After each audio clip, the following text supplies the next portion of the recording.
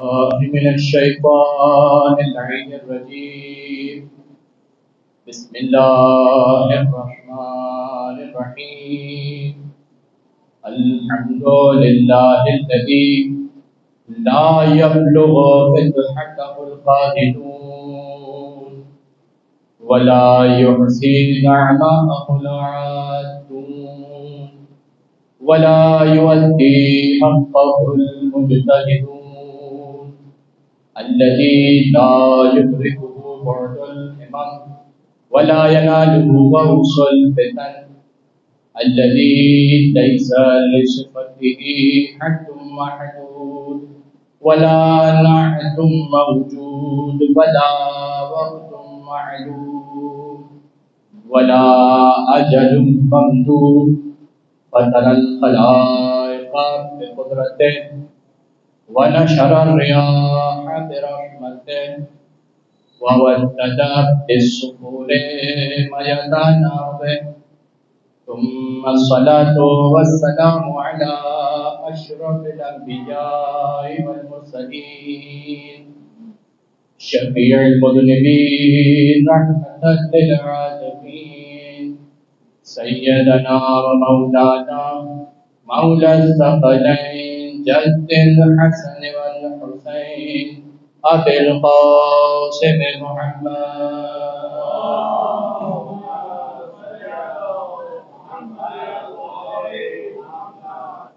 وعلى أهل بيته الطيبين الطاهرين المعصومين المظلومين لا سيما بقية الله الأعظم روحي وأرواحنا لتراب مقدمه الفداء واللعنة الدائمة على أعدائهم من يوم عداوتهم إلى قيام يوم الدين. أما بعد فقد قال الله تبارك وتعالى في كتابه المجيد وكلامه المجيد وقوله الحق وهو أصدق الصادقين. بسم الله الرحمن الرحيم. يوم ندعو كل أناس بإمامهم فمن أوتي كتابه بيمينه أولئك يقرؤون كتابه ولا يظلمون فتيلا.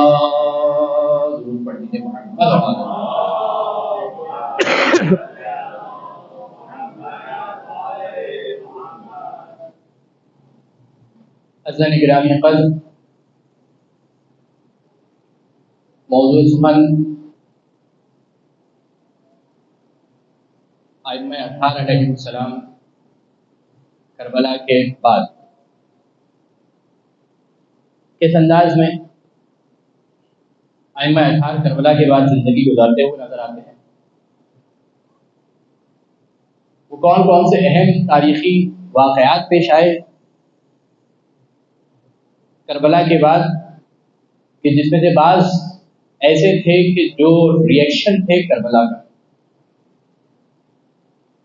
سب سے پہلا چیلنج، سب سے پہلی مشکل،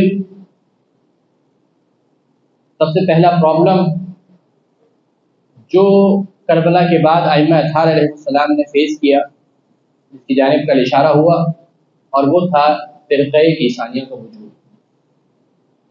کہ جس میں بعض لوگوں نے محمد حنفیہ کو امام سمجھا اور وہ مکالمہ کے پر آپ کے سامنے پیش کیا کہ امام سجاد علیہ السلام نے اس وقت واضح اور صریح انداز کے اندر اس بات کی طرف اشارہ کیا کہ میرے بابا امام حسین علیہ السلام نے کربلا سے پہلے بھی اور اپنی شہادت سے 1 گھنٹہ قبل بھی مجھے امامت کے اسرار سپرد کیے. وہ تلوار جو رسول اللہ صلی اللہ علیہ وآلہ وسلم کی تلوار تھی وہ میرے حوالے کی. ایک مرتبہ درود پڑھ دیجیے رسول کی ذات پر.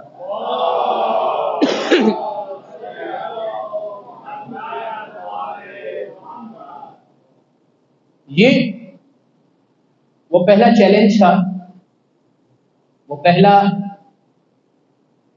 مرحلہ تھا کہ جسے اہل بیت اطہار علیہ السلام نے فیس کیا. اور جیسا کہ عرض کیا گیا کہ ظاہراً ایسا محسوس ہوتا ہے کہ یہ محمد حنفیہ کی ایک فراست تھی، جیسا کہ اکثر علماء نے اس بات کو بیان کیا کہ وہ چاہتے تھے کہ لوگوں کے درمیان یہ بات واضح ہو جائے کہ سید الشہداء امام حسین علیہ السلام کے بعد اگر کوئی امام ہے تو وہ امام زین العابدین علیہ السلام۔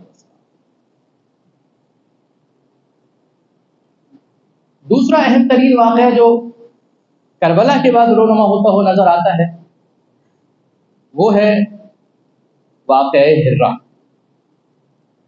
کہ جس کی جانب کل اشارہ کیا گیا۔ یزید نے، اب یہ ساری گفتگو ہے یزید کے مرنے سے پہلے 63 ہجری، ذی الحج 63 ہجری کی تواریخ، یہ ہسٹری اگر آپ کے ذہن میں رہے گی تو آپ تسلسل کے ساتھ وہ اسکیچ اپنے ذہن کے اندر بناتے رہیں گے کہ کس انداز کے اندر ایک کے بعد ایک واقعات رونما ہوتے رہے۔ 63 ہجری کے اندر یزید نے سب سے پہلے جو کام کیا، اچھا میں کچھ باتیں کل کی دوبارہ ریپیٹ کروں گا تاکہ آپ لوگوں کے ذہن میں اچھے طریقے سے یہ بات واضح ہو جائے کہ کس انداز کے اندر یہ ساری حادثات رونما ہو رہے تھے اور اس دوران ائمہ اطہار علیہ السلام کی حکمت عملی کیا تھی۔ 63 ہجری ذی الحج کے اندر لوگوں نے ولید ابن عقبہ کو ہٹا دیا، اور یہ ساری بات مدینے کی ہے۔ مدینے کے اندر گورنر تھا ولید کہ جسے ہٹا دیا گیا، اور عبداللہ ابن حنظلہ غسیل الملائکہ کے جس کا تذکرہ کیا کہ ان کے والد وہ تھے کہ جنہیں ملائکہ نے غسل دیا، انہیں اپنی جانب سے نمائندہ بنا دیا گیا، اس لیے کیونکہ وہ پسند نہیں کرتے تھے کہ اب یزید کی اسلام کے اندر کوئی جگہ بچے۔ لہذا تمام لوگوں نے مشاورت کے ساتھ عبداللہ ابن حنظلہ کو مدینے کا گورنر بنا دیا۔ اچھا، اب اس دوران یزید شام میں بیٹھا ہوا، اور شام میں بیٹھنے کے ساتھ ساتھ یہ پلاننگ کی جا رہی ہے کہ کس انداز کے اندر عبداللہ ابن حنظلہ کو ہٹایا جائے اور اپنے کسی بندے کو اس کی جگہ پر لگایا جائے، اس لیے کہ بہرحال کوفہ، مکہ، مدینہ، شام، یہ چار اہم ترین مراکز تھے۔ خلافت چل رہی تھی شام سے، یہ امیر المومنین کے دور سے ہی سمجھیں کہ دارالخلافت شام بن چکا تھا۔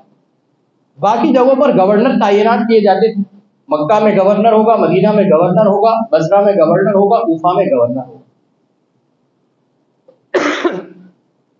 اب صورتحال یہ ہے کہ یزید نے بھیجا ہے کس کو؟ مسلم ابن عقبہ، لیکن یہ کیسے بھیجا گیا مسلم ابن عقبہ کو جو ولید کا ہی بھائی ہے؟ بھیجا کیسے گیا؟ سب سے پہلے یہ پیشکش رکھی گئی عمر سعد کے سامنے، جو کربلا کے اندر یزید کے لشکر کا سے فیصلہ تھا۔ اس نے کہا کہ نہیں، اتنا سب ہو جانے کے بعد میں یہ کام نہیں کر سکتا کہ مکہ اور مدینہ کے اندر یہ غارت گری کرواؤں، کیونکہ وہ جان چکا تھا کہ کتنی بڑی خطا کر چکا ہے۔ لہٰذا اس نے کہا کہ اب یہ کام میں نہیں کرنے والا۔ اس کے بعد یہ پیشکش رکھی گئی ابن زیاد کے پاس۔ ابن زیاد نے کہا کہ میں ویسے ہی رسول کے نواسے کا مجرم ہوں، لہذا اب خانہ خدا اور مسجد نبوی کے ساتھ میں یہ کام نہیں کر سکتا۔ تیسرے مرحلے کے اندر مسلم ابن عقبہ کو بھیجا گیا جو ولید کا بھائی تھا، اور اس کے بعد اسے کہا گیا کہ جاؤ حملہ کرو، اور اس حملہ کرنے کے نتیجے کے اندر عبداللہ ابن حنظلہ کو زیر کرنا۔ جب صورتحال یہاں تک پہنچی تو اب عبداللہ ابن حنظلہ نے، جب وہ مدینے کا گورنر بنا تھا تو اس نے بہت سارے لوگوں کو جو بنی امیہ کے تھے قید کر لیا، اپنی قید کے اندر لے لیا، کیونکہ ظاہر ہے جب ایک سیاسی جنگ ہے تو صورتحال یہ ہے کہ جس کا پڑھنا بھاری ہوگا وہ مقابل کے لوگوں کو اپنے انڈر لے لے گا۔ جب بنی امیہ تھے تو بنی امیہ نے مقابل کے لوگوں کو اپنے انڈر لے لیا، قید کے اندر بند کر لیا، نظر بند کر دیا گیا انہیں مختلف جگہوں پر۔ اب جب عبداللہ ابن حنظلہ مدینے کے گورنر کے طور پر لوگوں نے جسے چن لیا تھا تو اس کے نتیجے میں بنو امیہ کے بہت سارے لوگوں کو قید کر لیا عبداللہ ابن حنظلہ۔ اب جب مسلم ابن عقبہ یزید کی جانب سے چل رہے ہیں مکہ کی طرف، مدینہ کی طرف، یعنی عراق کی طرف، سعودی عرب کی طرف. یعنی اس زمانے کے اندر اس انداز کے اندر سعودی عرب وغیرہ نہیں تھا. جس انداز کے اندر آج ہمارے پاس خطے بن چکے ہیں، اس انداز کے اندر وہاں پر خطہ نہیں تھا کہ بھائی یہ الگ ملک ہے، یہ الگ ملک ہے، یہ الگ ملک. لہذا یزید نے بھیجا کہ جاؤ مدینہ اور مکہ کے اندر سرکوبی کر دی. سب سے پہلے مدینہ کی جانب آئے. جیسے ہی مسلم ابن عقبہ کو یہ بات پتہ چلی کہ یہ ایک شورش ہو رہی ہے، ایک تحریک کھڑی ہو چکی ہے، اور یزید نے اپنے افراد کو بھیج دیا ہے کہ مجھے کسی نہ کسی طریقے سے زیر کیا جائے، تو اس نے سب سے پہلے اپنی امان اس بات کے اندر سمجھی کہ وہ لوگ کہ جسے اس نے قید کر لیا تھا اسے آزاد کر دیں. لیکن سب کو آزادی اس بات پر ملی اور اس شرط پر آزادی دی عبداللہ ابن حنظلہ نے کہ اس شرط پر آزادی دیتا ہوں کہ مسلم ابن عقبہ کا ساتھ نہیں دو گے. اس لیے کہ اگر مسلم ابن عقبہ کا ساتھ دیا گیا تو نتیجہ یہ کہ عبداللہ ابن حنظلہ پھر سے نیچے آ جائے گا. اچھا، اس دوران آپ دیکھیں ان میں سے کوئی بھی ہمیں یہ نظر نہیں آتا کہ اہل بیت اطہار علیہ السلام کا ساتھ دینے والا. یہ سب آپس کے اندر لڑے ہیں. اہل بیت اطہار علیہ السلام اپنا کام کر رہے ہیں. وہ کیا کام کر رہے ہیں اس کی جانب اشارے آئیں گے. اب اس کے بعد جب یہ صورتحال ہوئی تو وہ لوگ آئے مسلم ابن عقبہ کے پاس اور آ کے کہا کہ بھئی ہم تو وعدہ لے کے آئے، ہم تو عہد کر کے آئے ہیں کہ ہم تمہارا ساتھ نہیں دے سکتے، اسی بنیاد پہ ہمیں رہائی ملی. ہاں، ایک شخص ہے جو کہ تمہارا ساتھ دے سکتا ہے کہ جس نے وعدہ نہیں دیا، اور وہ ہے عبد الملک ابن مروان کا بیٹا. لہذا جاؤ اس کے ساتھ اور اس کے ساتھ مل کر عبداللہ ابن حنظلہ کا خاتمہ کرو. اس کے بعد وہ جنگ ہوئی کہ جس کی جانب کل اشارہ کیا گیا کہ عبداللہ ابن حنظلہ اپنے تینوں بیٹوں کے ساتھ مارا گیا، اور اس کے بعد مسجد نبوی کو 3 دن کے لیے حلال کیا گیا. اتنے سارے قاری قرآن، ہزاروں صحابہ تابعین اس مقام پر قتل ہو گئے، اور یہ سب کا سب جو پیش آیا تھا عبداللہ ابن حنظلہ کے ساتھ جس مقام پر، اس جگہ کا نام تھا حرہ یا حرہ. ہاں پر پیش لکھا ہے بعض عربی کتابوں میں، تو واقع حرہ یہ اس نام سے مشہور ہو گیا. اچھا، جب بات یہاں تک پہنچی تو اس کے بعد اس تمام سینیریو کے اندر ایک اور شخص تھا کہ جو مطلوب تھا اور جس سے یزید نے پہلے بیعت طلب کی تھی، وہ تھا عبداللہ ابن زبیر. یہ زبیر کون ہے؟ یہ وہی طلحہ اور زبیر کا بیٹا عبداللہ ابن زبیر ہے کہ جس کے بارے میں صفین کے اندر بخاری کتاب بخاری کے اندر بھی روایت نقل کی گئی ہے کہ رسول اللہ صلی اللہ علیہ وآلہ وسلم نے فرمایا تھا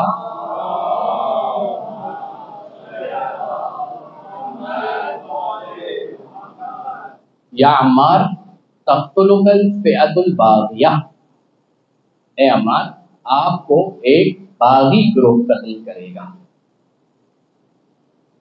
اور جب حضرت عمار کو قتل کرنے والوں میں جس فہرست کو ہم دیکھتے ہیں تو اس میں سر فہرست زبیر شامل، جس کے بارے میں رسول نے فرمایا تھا. اور یہ حدیث عامہ کی معتبر ترین کتابوں کے اندر موجود ہے، صحیح ترین سند کو مانا جاتا ہے، ان کے نزدیک صحیح ترین سند ہے یا عمار تقتلک الفئۃ الباغیہ. یہ عبداللہ ابن زبیر اسی زبیر کا بیٹا ہے، کیونکہ یزید کو اس تیسرے شخص سے بھی خطرہ تھا اپنی خلافت کو. اب جس دوران مکے کے اندر یہ ساری جنگ ہو رہی ہے، عبداللہ ابن حنظلہ قتل ہوتے ہیں، مسلم ابن عقبہ ساتھ آئے ہیں، اسی دوران عبداللہ ابن زبیر فرار ہو کر بھاگ کر کسی طریقے سے مکہ آ جاتا ہے. جب یہ مکہ آ جاتا ہے عبداللہ ابن زبیر، اب ظاہر ہے کہ یہ ایک بہت بڑا اوپوننٹ ہے، ایک بہت بڑا مقابل ہے کہ جس سے جنگ کرنی ہے. عبداللہ ابن حنظلہ کا تو خاتمہ ہو گیا، لیکن عبداللہ ابن زبیر، اب مسلم ابن عقبہ یزید کے حکم سے مکہ کی طرف روانہ ہوتا ہے. یہ تیسرا بڑا حادثہ کہ جو یزید کے حکم سے انجام پایا، تیسرا بڑا ظلم۔ مسلم ابن عقبہ چلا مکہ کی طرف، اور رستے کے اندر یہ شخص بیمار ہو گیا، لہذا اس نے اپنا نمائندہ حسین ابن نمیر کو بنایا کہ جو کربلا کے اندر موجود تھا، اور بعض مقاتل کے مطابق حضرت علی اکبر کا قاتل یہ حسین ابن نمیر ہی تھا۔ کون؟ مسلم ابن عقبہ، حسین ابن نمیر، یہ دو اشخاص یاد رکھیں۔ اب مکہ کی جانب سرکوبی ہے، حملہ مکہ کی جانب ہونے لگا ہے، اور یزید نے یہ بات کہی ہے کہ کوئی بھی لحاظ نہ کیا جائے، مکے پر خون ریزی کی جائے، خانہ خدا کی حرمت کو پامال کیا جائے، العیاذ باللہ۔ اب سمجھ میں آئی وہ بات؟ وہ جو 8 ذی الحج کو امام حسین علیہ السلام مکہ چھوڑ کر نکلے تھے، بعض لوگ وہاں پر اعتراض کر رہے تھے کہ آپ حج کو چھوڑ کر نکلے ہیں، عمرہ میں تبدیل کر دیا، آپ نے اتنی بڑی عبادت ترک کر دی۔ اگر حسین ابن علی وہاں پر موجود رہتے تو جو حال 63 ہجری کے اندر اس مکے کا کیا گیا ہے، وہی حال 60 ہجری کے اندر ذی الحج کے موقع پر ہو چکا ہوگا۔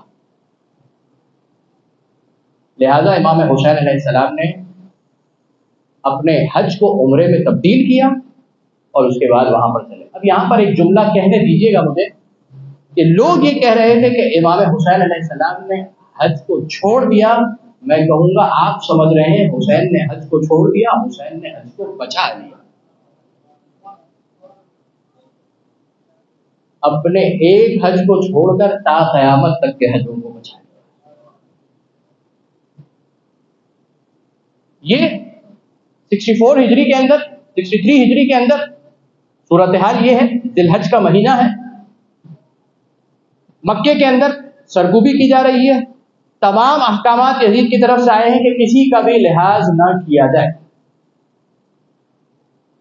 اب عبداللہ ابن زبیر کو اس کے ساتھیوں سمیت گھیرے کے اندر لے لیا گیا، اور وہ عبداللہ ابن زبیر کے جو مکہ، مدینہ، حضرموت 3 علاقوں کے اندر اس کی بہت بڑی آبادی آ چکی تھی اور بہت زیادہ قوت اور کنٹرول آ چکا تھا، اس تمام طاقت کو اس مسلم ابن عقبہ کے مر جانے کے بعد، کیونکہ وہ بیمار ہو چکا تھا، اسی رستے کے اندر مسلم ابن عقبہ مر گئے، اور چونکہ وہ حسین ابن نمیر کو اپنا نائب بنا چکا تھا، لہذا اس کے بعد حسین ابن نمیر نے حملہ کیا، اور حسین ابن نمیر نے عبداللہ ابن زبیر کو زیر کیا، شکست دی، اور اس کے بعد مدینے پر حاکم ہو گیا، مکے پر، معذرت یہ ساری بات مکے کی، مکے پر حاکم ہو گیا۔ اچھا، جیسے ہی وہ مکے پر حاکم ہوا، اسی دوران یہ ساری جنگ ہوتے ہوتے 64 ہجری ربیع الاول ربیع الثانی کا مہینہ شروع ہو گیا۔ شروع ہوئی تھی یہ جنگ ذی الحج 63 ہجری سے، اور ہوتے ہوتے ربیع الاول ربیع الثانی 64 ہجری آ گئی۔ جیسے ہی وہ مکے پر حاکم بنا، یہ 3 اہم ترین واقعات یزید اپنے ہاتھوں سے اپنے ہی ہاتھوں سے اپنے ہاتھوں کو رنگین کر چکا۔ اس کے بعد مکے پر گورنر بن چکا، کون؟ حسین ابن نمیر، یزید کے حکم سے، اور جیسے ہی وہ گورنر بنا، جیسے ہی اس نے کنٹرول سنبھالا، ویسے ہی یہ خبر آئی کہ یزید اس دنیا سے چلا گیا ہے۔ یہ 64 ہجری کی بات۔ اب جب یزید اس دنیا سے چلا گیا تو یہ اتنا آسان نہیں تھا امت مسلمہ کے لیے، یعنی سمجھیں کہ جس کے پاس خلافت تھی، جس نے نواسے رسول کو شہید کیا، جس نے مکہ اور مدینہ پر سرکوبی کی، خانہ کعبہ پر منجنیق سے پتھر برسائے گئے تھے، کوہ ابو قبیس پر چڑھے تھے یہ لوگ، اور وہاں سے انہوں نے منجنیق کے ذریعے سے خانہ کعبہ پر پتھر برسائے، خانہ کعبہ کا پردہ بھی جلایا گیا۔ یہ تمام تاریخی واقعات ہوئے، اور اس کے بعد ایک مرتبہ خبر آتی ہے کہ یزید اس دنیا سے چلا گیا۔ جیسے ہی یزید اس دنیا سے چلا گیا تو ظاہر ہے کہ جو یزید کے سپورٹرز تھے وہ سب کے سب پریشان، کریں تو کیا کریں۔ اس موقع پر حسین ابن نمیر بھی ایک مرتبہ مکے سے بھاگا اور عبداللہ ابن زبیر کی جس کو اس نے شکست دی تھی دوبارہ سے ویسے ہی مدینے اور مکے پر حاکم ہو گئے، کیونکہ وہ تو سب یزید کے کارن اور یزید کی سپورٹ تھی، لہذا جیسے ہی یزید مرا حسین ابن نمیر بھاگا کہ اب خلافت کس کے پاس جائے گی، کیا ہونے لگا ہے، لہذا وہ بھاگا اور عبداللہ ابن زبیر دوبارہ سے تمام قوتوں کے ساتھ مکہ اور مدینہ پر مسلط ہو گئے۔ اب سوال یہاں پر یہ پیدا ہوتا ہے تواریخ کے اندر کہ یزید کیسے اس دنیا سے گیا۔ ایک مرتبہ درود پڑھ دیجیے گا محمد اور آل محمد کی ذات پر۔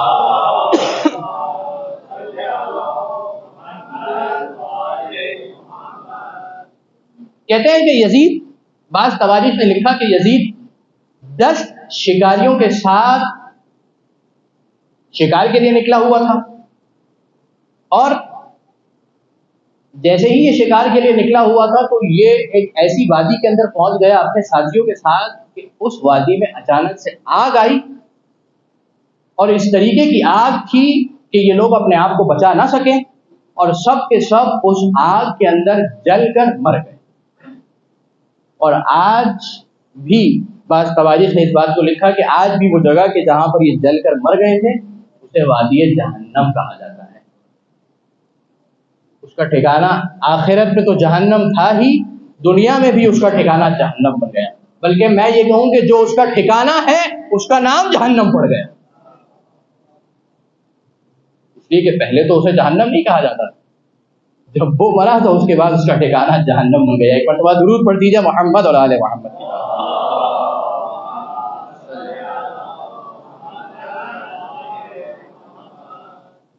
اب یزید کے اس دنیا سے جانے کے بعد ایک اہم ترین مرحلہ وہ تھا کہ جسے امت مسلمہ رسول کی حیات کے اندر تو غیر مہم سمجھتی تھی، جس کی جانب میں نے کل اشارہ کیا، لیکن در حقیقت وہ امت مسلمہ کے لیے ایک بہت اہم ترین امر تھا، اور وہ یہ کہ اس کے بعد خلافت کس کے حصے میں آئے گی۔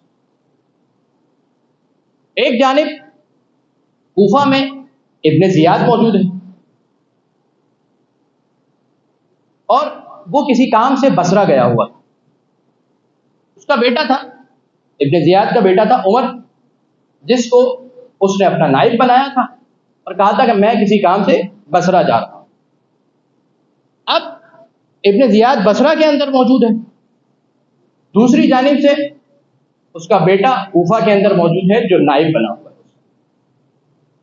اس نیابت کے دور کے اندر ہی جب وہ بصرہ کے اندر ابن زیاد یہ کوفہ کے اندر ہے، خبر آتی ہے کہ یزید مر گیا ہے۔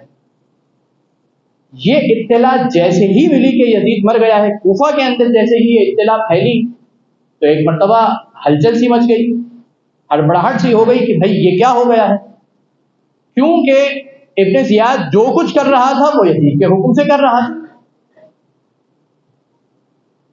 اور حقیقت میں ابن زیاد خود بھی یہاں پر نہیں ہے، اس کا بیٹا ہے۔ لہذا ایک بہت بڑا واقعہ جو کوفے کے اندر پیش آیا وہ یہ کہ ابن زیاد نے جب مسلم ابن عقیل کی بیعت کے لیے بہت سارے شیعہ آئے تھے تو اس موقع پر کوفے میں ابن زیاد نے بہت سارے لوگوں کو قید کر دیا۔ 2000 بعض تواریخ کے مطابق 20,000 شیعہ تھے کہ جو قید کر لیے گئے تھے، جنہوں نے حضرت مسلم کے ہاتھوں پر بیعت کی تھی۔ یہاں سے اس اعتراض کا جواب بھی مل جاتا ہے جو یہ کہتے ہیں کہ امام حسین علیہ السلام کو شیعوں نے بلایا تھا اور اس کے بعد انہوں نے ہی قید کر ڈالا۔ امام حسین علیہ السلام کو کوفیوں نے خط لکھ کر بلایا تھا اور انہوں نے اس کے بعد وفا نہیں کی۔ اب یہاں پر ایک ڈیبیٹ تو یہ شروع ہوتی ہے کہ بھائی وہ کون سے شیعہ تھے کہ جنہوں نے امام حسین علیہ السلام کو خط لکھ کر بلایا تھا۔ اس دور کے اندر یہ اصطلاح جو تھی، یہ ٹرم جو تھی، شیعہ کی ٹرم، یہ کن کے لیے استعمال ہوتی؟ ابھی مجھے اس ڈیٹیل میں نہیں جانا۔ 2 افراد تھے کہ جن کے لیے ٹرمنالوجی استعمال ہوتی تھی، ایک شیعہ علی تھے اور ایک کوئی اور قسم کے شیعہ تھے، کیونکہ شیعہ کا مطلب بیسیکلی ہوتا ہے فالوور، پیروکار، تو کسی اور کے پیروکار کو بھی شیعہ کہا جاتا تھا اس دور میں، اور امیر المؤمنین کے پیروکاروں کو بھی شیعہ کہا جاتا تھا۔ اس جواب سے ہٹ کر ایک اور بات جو قابل غور ہے وہ یہ کہ امام حسین علیہ السلام کو خط لکھ کر بلانے والوں میں یہ 20,000 افراد بھی موجود تھے کہ جنہوں نے جناب مسلم کے ہاتھوں پر بیعت کی تھی، جن کو ابن زیاد نے قید کر لیا۔ دوسرے، وہ بہت بڑا گروہ تھا کہ جسے ابن زیاد نے کوفہ میں ہی قتل کروا دیا، جیسا کہ جناب میثم تمار، جیسا کہ جناب ہانی ابن عروہ۔ یہ وہ افراد تھے کہ جنہوں نے جناب مسلم کا ساتھ دیا اور کوفہ کے اندر قتل ہو گئے۔ ایک بہت بڑی تعداد تھی کہ جو کربلا میں امام حسین علیہ السلام کے ساتھ شہید ہوئی، جناب مسلم ابن اوسجہ، جناب حبیب ابن مظاہر، ان کے غلام، اور بہت سارے افراد تھے کہ جو کوفہ سے امام حسین علیہ السلام کے ساتھ کربلا میں شہید ہوئے، کوفہ سے آئے تھے۔ لہذا یہ کہنا کہ کوفی تھے کہ جنہوں نے امام حسین علیہ السلام کو بلایا تھا اور اس کے بعد انہوں نے ہی امام کا ساتھ نہ دیا، تو یہ بات 100% ایسی ہی نہیں ہے کہ جیسی بیان کی جاتی ہے۔ ہمارے پاس 3 ایسی کیٹیگریز ہے کہ جنہوں نے امام حسین علیہ السلام کا ساتھ دیا۔ ایک وہ جو کربلا میں شہید ہو گئے، ایک وہ جو خود کوفہ میں شہید کر دیے گئے، اور تیسری بہت بڑی تعداد تھی کہ جو کوفہ کے اندر ابن زیاد کے حکم پر قید کر دی گئی تھی۔ جب یزید کی موت کی خبر آتی ہے تو سب سے پہلا کام یہ ہوا کہ سلیمان ابن سرد خزاعی یہ وہ پہلا شخص تھا کہ جو اس تحریک کو لے کر اٹھا کہ ہم امام حسین علیہ السلام کے خون کا انتقام لیں گے۔ جناب مختار تو بعد میں آئے، سب سے پہلا شخص جو یزید کے قتل کے بعد اٹھا ہے وہ سلیمان ابن سرد خزاعی، اور یہ ان افراد میں سے ہے کہ جن کو قید کر دیا گیا تھا ابن زیاد کی جانب سے۔ تو جیسے ہی یزید کے موت کی خبر آئی، سلیمان ابن سرد خزاعی کے گھر لوگ جمع ہوئے، اور اس کے بعد یعنی جنہوں نے جو قید کے اندر تھے سب دروازے وغیرہ توڑ کر سب رہا ہو گئے، یہ 20,000 افراد، اور سلیمان ابن سرد خزاعی کے گھر جمع ہوئے، اور سب نے اس بات کا ارادہ کیا کہ ابن زیاد اور اس کے خانوادے کو قتل کر دیا جائے۔ لہذا یہ ایک شورش برپا ہو۔ اس سے پہلے تاریخ نے لکھا کہ سلیمان ابن سرد خزاعی مختار کے ساتھ ملنے کی کوشش کر رہے کہ کسی طریقے سے مختار کے ساتھ مل کر ان دشمنان اہل بیت سے بدلہ لیا جائے، لیکن بہرحال کسی طریقے سے مختار کے ساتھ اتفاق نہ ہوا، اور سلیمان ابن سرد خزاعی اپنی ہی قوتیں اور طاقتیں جمع کرتے رہے، اور نتیجے کے اندر انہوں نے یہ فیصلہ کیا کہ ابن زیاد کے پورے خانوادے کو قتل کر دیا۔ خود ابن زیاد بصرہ جا چکا ہے، دوسری طرف سے اس کا بیٹا اس کا نائب، اس کے تمام اہل و عیال کو قتل کر دیا گیا وہیں پر جیسے ہی یزید کی موت کی خبر آتی ہے، لیکن اس کا بیٹا اتفاقاً اس چیز میں کامیاب ہو گیا کہ وہ کوفہ سے جتنا مال اور زر اور جتنی دولت تھی وہ سب کا سب لے کر بصرہ چلا گیا اپنے باپ کے پاس۔ اس طریقے سے ابن زیاد اور اس کا بیٹا بچ گیا، باقی کوفہ کے اندر جتنے بنو امیہ تھے سب کا قتل کر دیا گیا، اور سلیمان ابن سرد خزاعی یہاں پر ہوں۔ ایک مرتبہ درود پڑھ دیجئے محمد اور آل محمد کی دعوت۔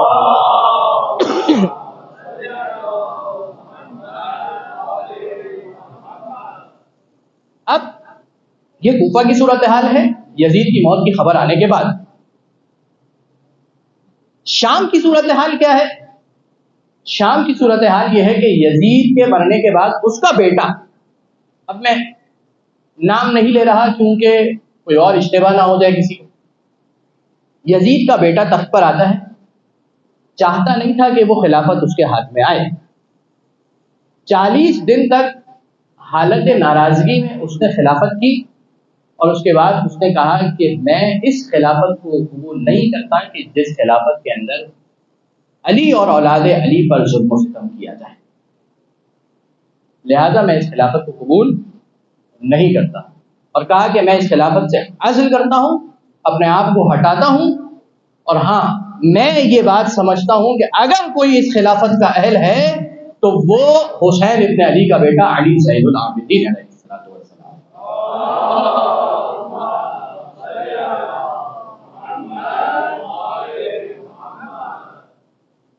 اس کے بعد اس نے ایک جملہ کہا، یہ جملہ قابل غور ہے،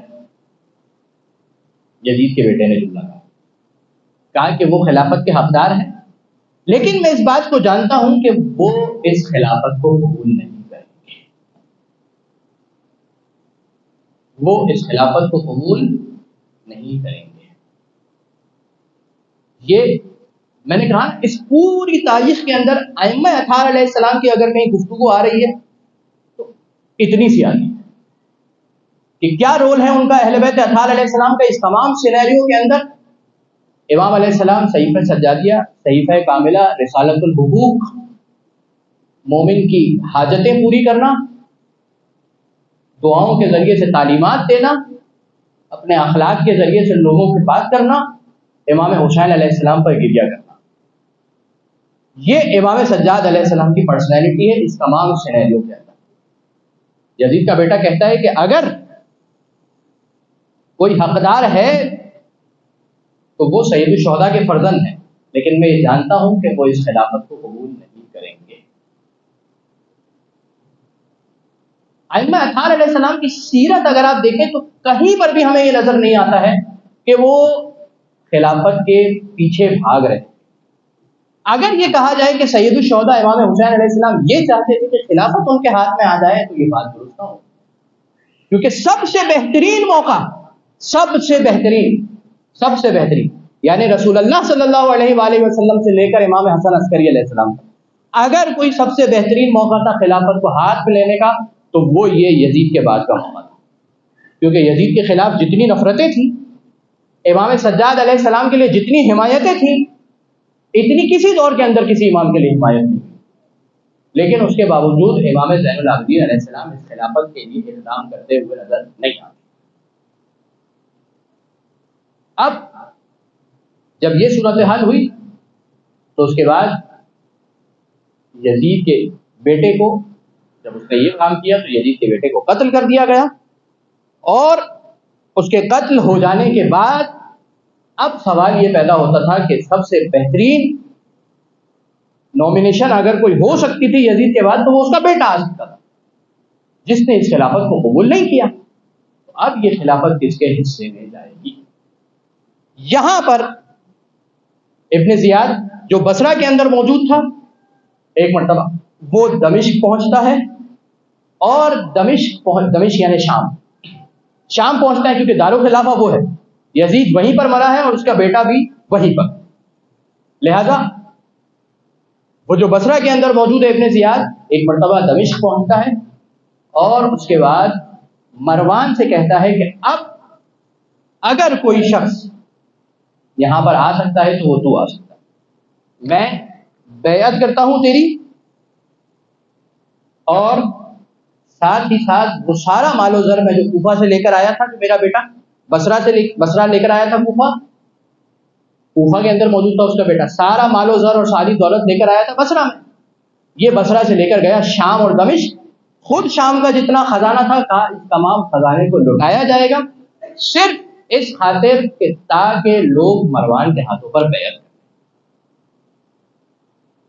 اور وہ دیکھیے یہ وہ تاریخی واقعات ہیں کہ جو ہمیں اور آپ کو پتہ ہونے چاہیے کہ کس انداز کے اندر ہمارے ائمہ اطہار علیہ السلام زندگی گزار رہے ہیں، وہ کون سے حادثات اور واقعات ہیں کہ جن کا وہ سامنا کر رہے ہیں، اور اس کے مقابلے میں ان کی اسٹریٹجی اور ان کی جو حکمت عملی ہے وہ کیا ہے۔ تو نتیجہ کیا ہوا کہ یزید اس دنیا سے چلا گیا، اس کا بیٹا بھی خلافت کو قبول نہیں کرتا اور اس دنیا سے چلا جاتا ہے، اور اب اس کے بعد ابن زیاد جو کہ بصرہ کے اندر موجود تھا ایک مرتبہ دمشق اور شام آتا ہے، اور آ کر مروان کو یہ سجیسٹ کرتا ہے، یہ ایڈوائس دیتا ہے کہ میں تمہارے ہاتھوں پر بیعت کرتا ہوں، اپنا تمام مال و زر اور شام دارالخلافہ کا جتنا مال و زر تھا وہ سب کا سب مروان کے لیے خرچ کرتا ہے تاکہ مروان حاکم بن جائے اور خلیفہ بن جائے۔ اور اس دوران جب مروان خلیفہ بن جائے گا تو ابن زیاد کا کیا کریکٹر ہوگا، کیا رول ہوگا اس کے اندر، وہ اس کا مشیر خاص ہوگا۔ یہ صورتحال ہے شام کے اندر مروان کے خلیفہ بن جائے۔ اب آپ دیکھیے کہ اس کے بعد کس انداز کے اندر مروان کے بعد اس کے بیٹے آتے ہیں خلافت پر، اور اس کے بعد یہ سلسلہ چلتا رہتا ہے چھٹے امام تک، بنی امیہ، اور اس کے بعد بنی عباس۔ تو یہ وہ سلسلہ تھا کہ جس کے ذریعے سے یہ وہ واقعات اور حادثات تھے کہ جن کے ذریعے سے بنو امیہ کے اندر خلافت منتقل ہوتی رہی. بنو امیہ اس انداز کے اندر خلافت کرتی رہی. اب کوفے کے اندر جو صورتحال ہے وہ ایک اہم صورتحال ہے، کیونکہ سلیمان ابن سرد خزائی جو امام حسین علیہ السلام کے خون کا انتقام لینا تھا، اپنے ساتھ 5 افراد ہیں. ان کے 5 افراد ہیں کہ جن کے نام ہیں عبداللہ اسور، مسیب ابن نخبہ، رفاع ابن شداد اور عبداللہ ابن دال. یہ 5 افراد، 4 افراد یہ اور 5ویں خود سلیمان ابن سرد خزائی. یہ 5 افراد اس ارادے اور اس قصد سے نکلتے ہیں کہ کسی نہ کسی طریقے سے اس مروان کی خلافت کو گرا دیا جائے اور ابن زیاد کو قتل کر دیا جائے، اور اس کے بعد پھر ہم خلافت پر آ جائیں اور علی اور اولاد علی کو ان کا حق واپس لوٹائیں. اس تمام قصے کے اندر بھی اہل بیت اطہار علیہ السلام کو کوئی واضح موقف نظر نہیں آتا کہ جس کے اندر وہ حمایت کرتے ہوئے نظر آتے ہوں کہ ہاں سلیمان ابن سرد خزائی کا ساتھ کیا جائے اس کام کے اندر.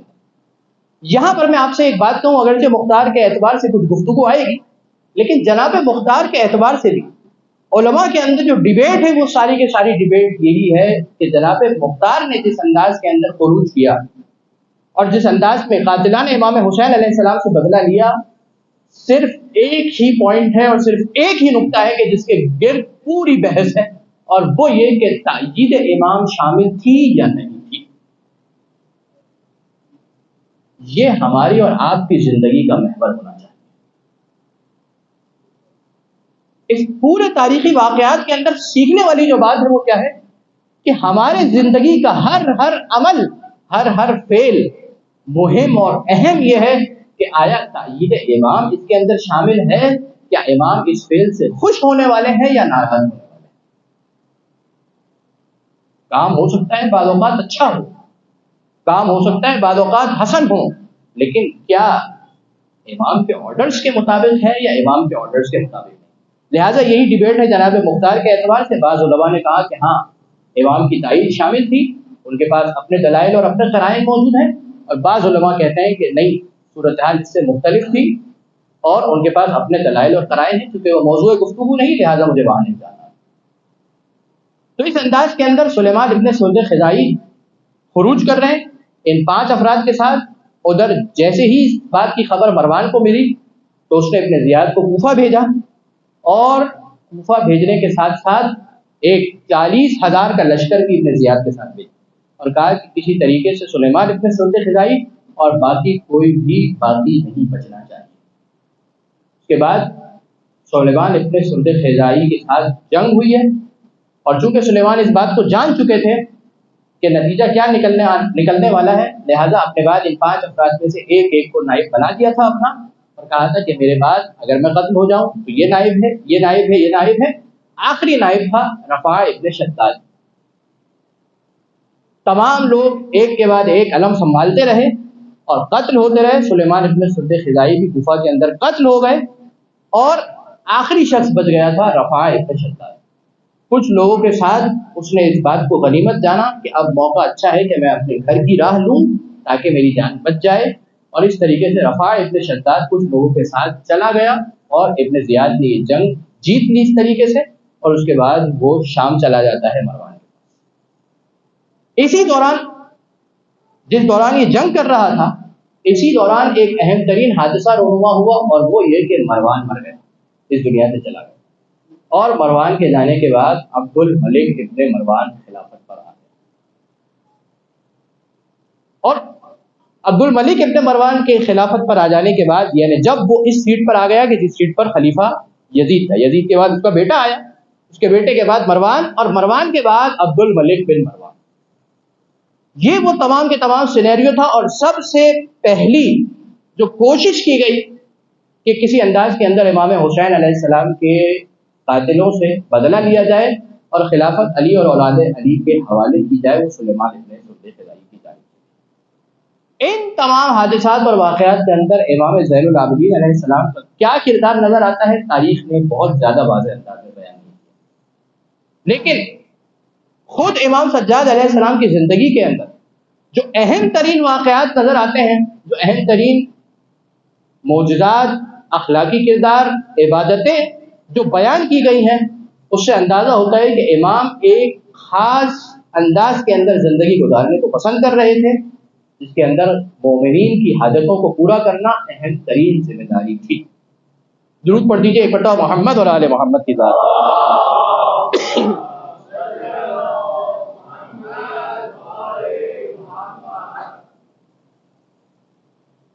ایک اہم ترین کام جو امام اپنی زندگی کے اندر کرتے ہوئے نظر آتے ہیں وہ ہے مومنین کی حاجتوں کو پورا کرنا۔ اب دامن وقت کے اندر صرف 5 دقائق میرے پاس موجود ہیں، میں آپ کے سامنے ایک روایت کو پڑھوں گا۔ زہری امام کے صحابی ہیں، امام زین العابدین علیہ السلام کے، کہتے ہیں کہ ایک شخص آیا امام کے پاس، موالیات میں سے تھا، چاہنے والوں میں سے تھا۔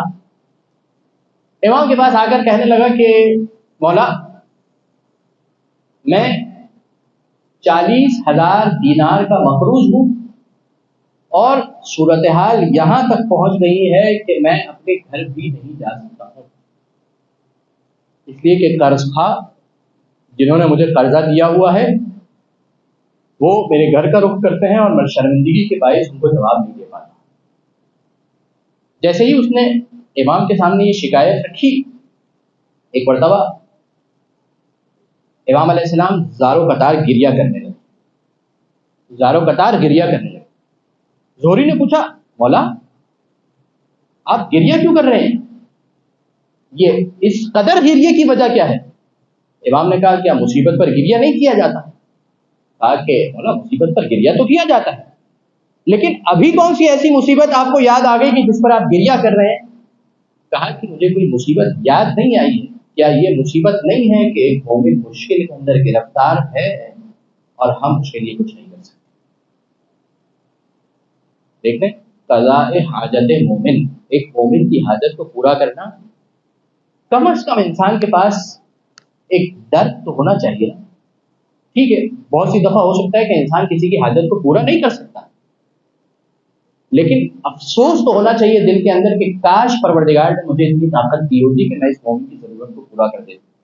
ہم اور آپ اپنی زندگیوں کے اندر ایک سے زیادہ مقامات پر اس بات کا ملاحظہ کرتے ہیں، دیکھتے ہیں کہ ایک مومن ہے، امیر المؤمنین کا چاہنے والا ہے اور مشکل کے اندر گرفتار ہے، اسے کوئی حاجت ہے۔ اگر میں حاجت پوری کر سکتا ہوں تو میری ذمہ داری ہے کہ میں اس حاجت کو پورا کروں۔ وجہ کیا ہے مومن کی حاجت کو اتنی اہمیت کیوں دی گئی؟ کہا مومن اس لیے اس کی حاجت کا احترام ہے کیونکہ اس کے دل میں ولایت امیر المؤمنین علی صلی علی محمد۔ یہ جو قلبی رشتہ ہے نا ہمارا ایک مومن کے ساتھ، یہ بہت اہم رشتہ ہے۔ اسی رشتے کو اہل بیت اطہار علیہ السلام نے اہمیت دی، گریہ کیا، اور اس کے بعد امام کے پاس کوئی ایسا مال و زر نہیں تھا کہ جو اس کو دے سکتے، لہذا زہری کہتے ہیں کہ ہم سب چلے گئے۔ جب ہم سب چلے گئے تو رستے کے اندر کچھ افراد جو امام کے پاس بیٹھے ہوئے تھے انہوں نے ایک اعتراض نما سوال کیا، اور یہ کیا کہ ویسے تو تم لوگ بہت بڑی بڑی باتیں کرتے ہو کہ تمہارے امام یہ کر سکتے ہیں اور وہ کر سکتے ہیں اور یہ کر سکتے ہیں، اب جب ایک مومن کی حاجت کو پورا کرنا ہے تو تمہارے امام کے پاس کچھ بھی نہیں ہے۔ اچھا، بات تو بڑی خطرناک کی تھی اس نے۔ تھوڑی دیر کے لیے تمام لوگ ہل گئے۔ اس کا مطلب یہ ہے کہ اس دور کے اندر بھی امام کے پاس بیٹھنے والوں میں ایسے افراد شامل تھے۔ کچھ دیر کے لیے ہل گئے، شام کا وقت آیا، وہ دوبارہ امام کے گھر آیا اور سارا ماجرا امام کو بتلایا کہ منافقین نے، کچھ لوگوں نے آپ کے بارے میں یہ بات کہی ہے، مجھے اپنے فقر کا تو کوئی مسئلہ نہیں ہے، لیکن میں آپ کی عزت پر حرف نہیں آنے دینا چاہتا. دیکھ رہے ہیں، کہا مجھے اپنے فقر کی پرواہ نہیں ہے، لیکن میں آپ کی عزت پر حرف نہیں آنے دینا چاہتا. ایک مرتبہ امام نے 2 سوکھی ہوئی روٹیاں نکالی اور اس کے بعد اس شخص کے حوالے کی اور کہا کہ میرے پاس یہ 2 سوکھی ہوئی روٹیاں ہی موجود ہیں، جا لے جا. اب وہ رستے کے اندر سوچتا ہوا جا رہا ہے کہ یہ 2 سوکھی روٹیاں، میں 40,000 دینار کا مقروض ہوں، یہ 2 سوکھی ہوئی روٹیاں میرے کیا کام ہیں. لیکن امام نے کہا یہ لے جا 2 سوکھی ہوئی روٹیاں، اور یہ بات جان لے کہ آج سے تو غریب نہیں ہے. 2 سوکھی ہوئی روٹیاں تو کیا بات ہے، امام کی 1 روٹی کا ٹکڑا مل جائے تو انسان امیر ہو جائے.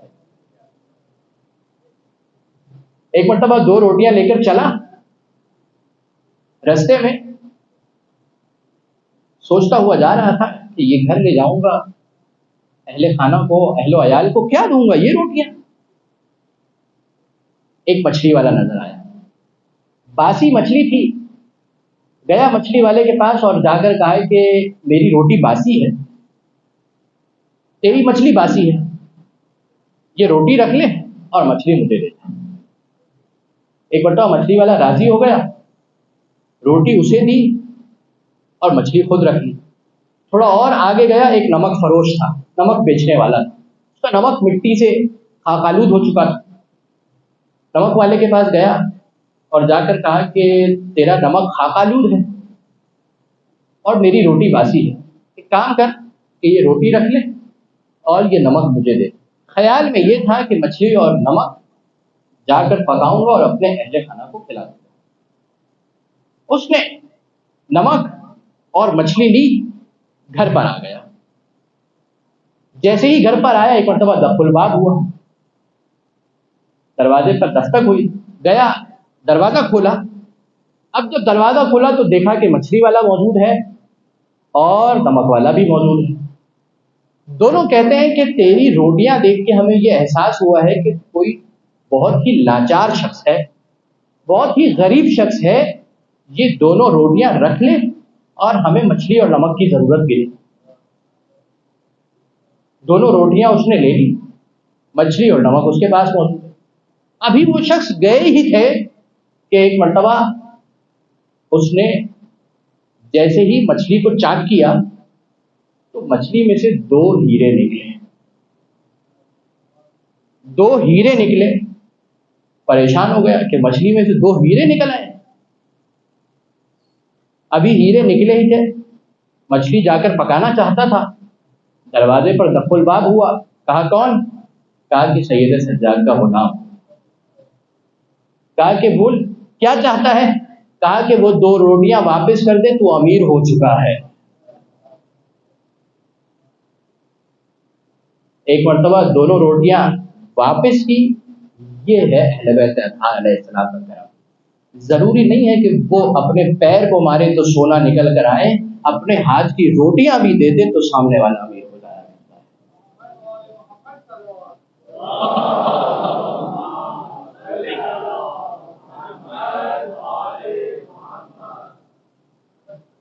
تو سید سجاد امام زین العابدین علیہ السلام اس دور کے اندر جو ان کے واقعات ملتے ہیں وہ کیا ملتے ہیں؟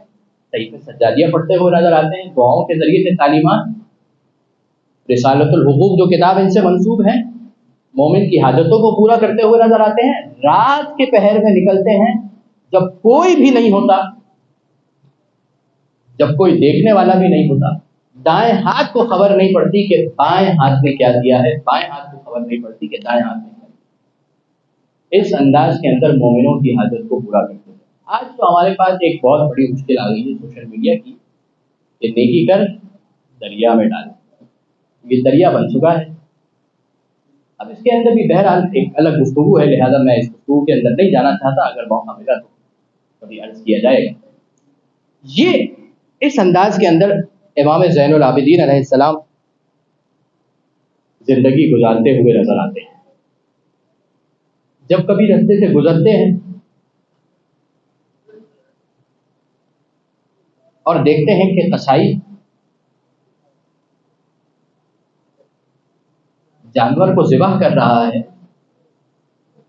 تو اس سے سوال کرتے ہیں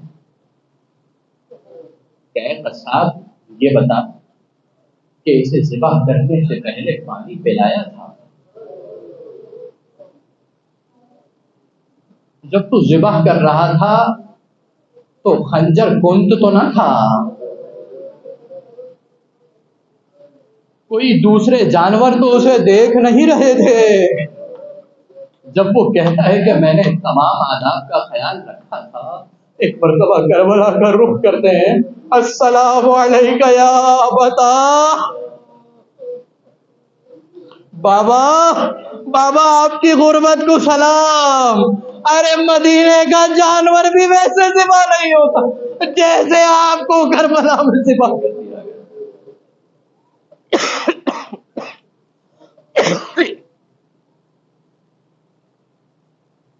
آنکھوں میں آنسو آ گئے کربلا کے رخ کے، کاش کہ ہم بھی کربلا کے میدان میں موجود ہوتے، ان آنکھوں سے ذریعہ ابا عبداللہ کو دیکھتے اور دیکھ کر کہتے السلام علیکہ یا ابا عبداللہ وعلى الأرواح التي حلت بفنائك عليك مني سلام الله أبدا ما بقيت وبقي الليل والنهار ولا جعله الله آخر العهد مني لزيارتكم۔ سب مل کر پڑھیے گا اس خیال اور اس قصد کے ساتھ کہ ہم بین الحرمین میں موجود ہیں، پروردگار وہ سعادت نصیب کرے کہ ہم اگلے برس بلکہ اسی برس کسی دن بین الحرمین میں کھڑے ہو کر یہ دعا پڑھیں، السلام علی الحسین وعلی علی بن الحسین وعلی اولاد الحسین وعلى صحاب الحسين۔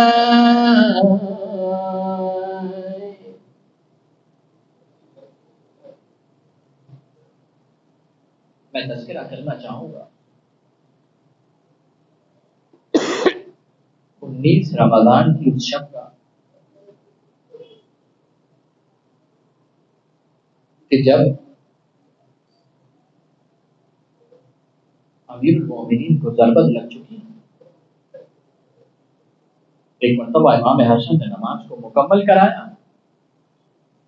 نماز کو مکمل کرانے کے بعد امیر المومنین کو گھر لے جا رہے ہیں، صحابہ ساتھ ساتھ ہیں۔ جیسے ہی گھر قریب آیا، ایک مرتبہ امیر المومنین نے کہا کہ حسن و حسین ذرا اصحاب سے کہیے کہ اپنے گھروں کو روانہ ہو جائے۔ جانتے ہیں نا وجہ کیا تھی؟ وجہ یہ تھی کہ جب گھر میں یہ خبر پہنچے گی کہ علی کو ضربت لگ چکی ہے، ارے زینب ام کلثوم گریہ کریں گی۔ امیر المومنین کو یہ گوارا نہ تھا کہ زینب ام کلثوم کے گریے کی آواز نامحرم کے کانوں میں جائے۔ کون سے نامحرم؟ جو علی کے صحابی تھے، لیکن گوارا نہ تھا۔ میں ہاتھ جوڑ کر کہوں گا یا علی ذرا 61 ہجری کے کوفہ میں آئیے، ارے یہی شہزادیاں ہے، لیکن کوئی پوچھنے والا نہ تھا۔ کوفے کا دربار تھا، شرابیوں کا مجمع۔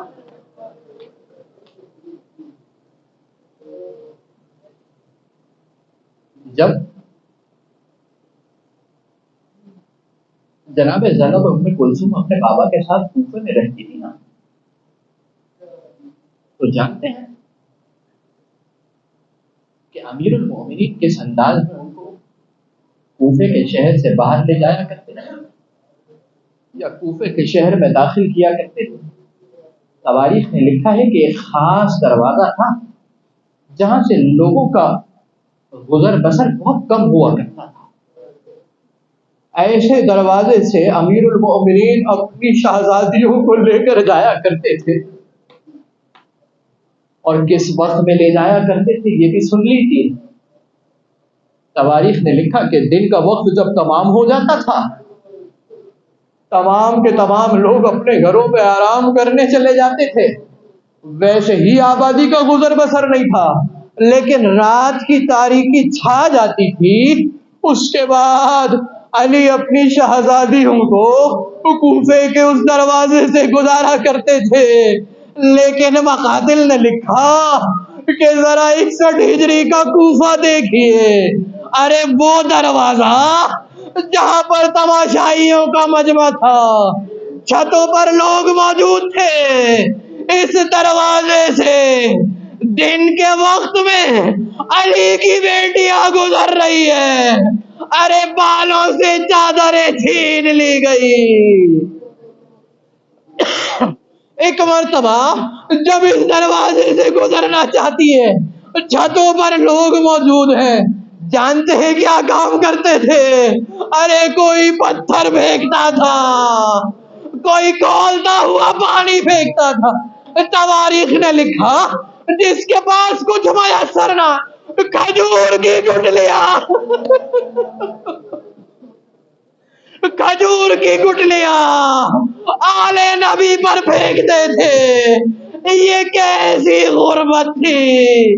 فاطمہ زہرا کی بیٹیاں، علی کی بیٹیاں، مشکل کشا کا رخ کیا، بابا یہ وہی کوفہ تھا، کبھی ہم شہزادیاں ہوا کرتے۔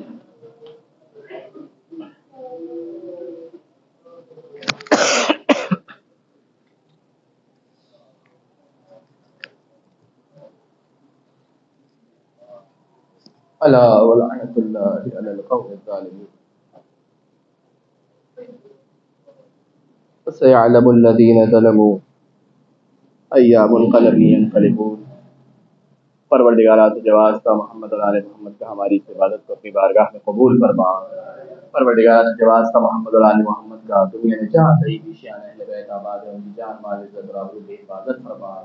حاضرین غالیان دنیا میں جہاں کہیں بھی اہل بیت کے چاہنے ماننے والے آباد ہیں، جس قسم کی مشکلات میں گرفتار ہیں تمام کی مشکلات کو غیب سے حل فرما۔ پروردگارا تمام مظالم کا انتقام دینے کے لیے زمانے کے امام کے ظہور میں تعجیل فرما۔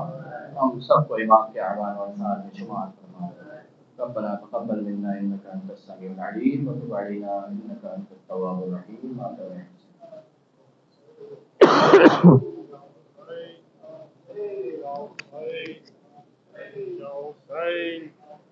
آمين۔